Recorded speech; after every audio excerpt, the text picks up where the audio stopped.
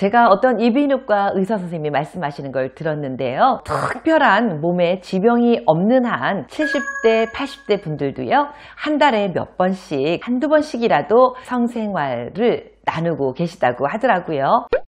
노년에 행복한 가정 생활은요, 나이가 한 살이라도 젊었을 때부터 서로 교감하고 애정을 나누고 이런 곳에서부터 시작이 된다고 생각을 합니다.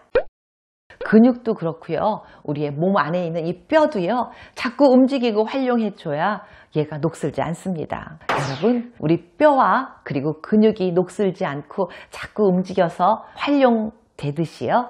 우리 부부간의 부부생활, 성생활도 자꾸 활용하고 주기적으로 사용하셔서 행복해지시고요. 녹슬지 않도록 여러분 만들어 주어야 될 것 같습니다.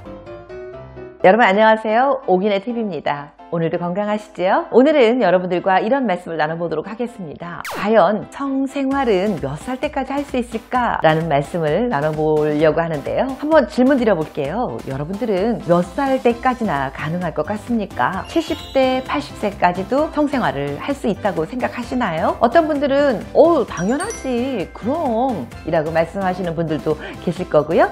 또 더러 어떤 분들은 아유 그 나이에 뭘 이라고 말씀하시는 분들도 계실 겁니다. 그런데요, 제가 어떤 이비인후과 의사 선생님이 말씀하시는 걸 들었는데요. 특별한 몸에 지병이 없는 한 70대, 80대 분들도요.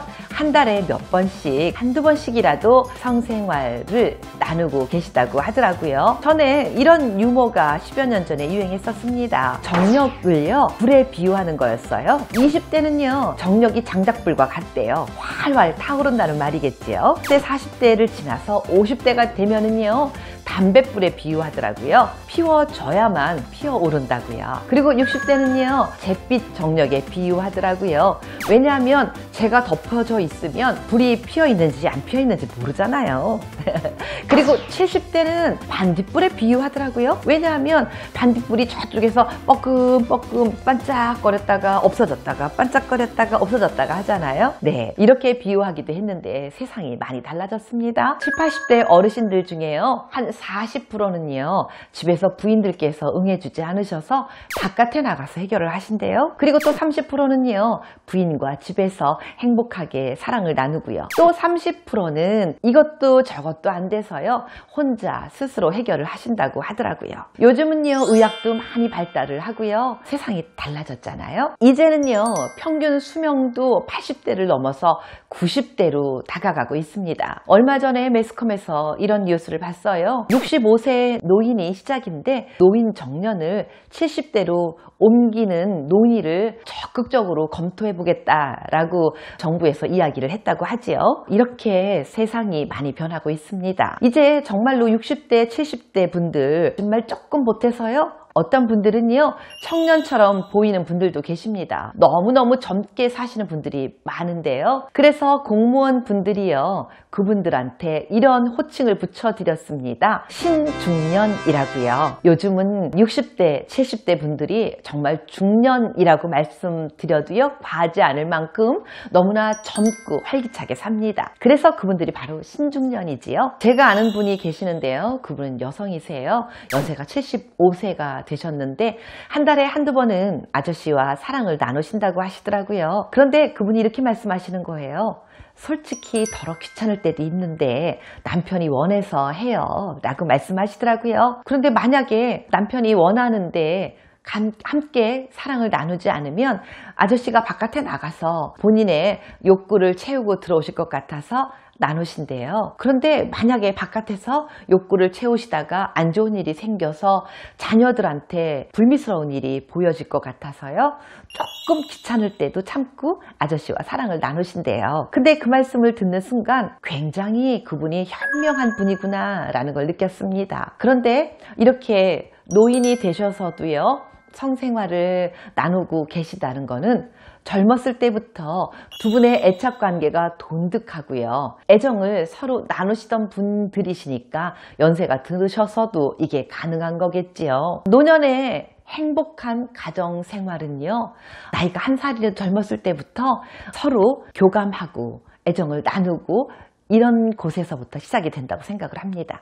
어느 날 갑자기 나이가 들었어, 우리는 행복해야 돼, 이런다고 행복해지는 건 아니겠지요. 노년의 행복 그리고 가정의 안락함은 당연히 첫째는 건강이겠지만요. 그리고 두 번째는 서로 교감하고 사랑을 나누는 데서도 꼭 필요하다고 생각이 됩니다. 제가 오늘 노년의 성이라는 거를 갖고 말씀을 드려서 좀 어색하신 분들도 계실 텐데요. 실제로요, 65세 이상인 분들이 3분 중에 2분 이상은요, 주기적으로 사랑을 나누고 계신다고 하더라고요. 이제는 노년의 성이라는 말이 나왔을 때 손가락질하고 피하고 또는 부끄럽다고 얼굴을 가릴 일이 아닙니다. 세상이 많이 달라졌지요?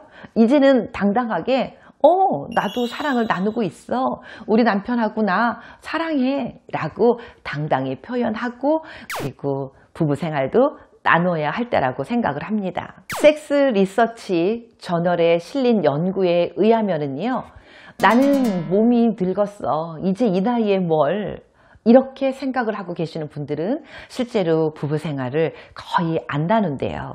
그런데 생각을 나는 아직도 젊어, 뭐 이 정도면 아직 충분히 나는 건강해 라고 마음가짐을 갖고 계시는 분들은요, 충분히 부부생활을 나누시면서 만족한 생활을 하고 계신다고 합니다. 우리 몸은요, 자꾸 활발히 활용할수록 몸이 도태되지 않는다고 하지요.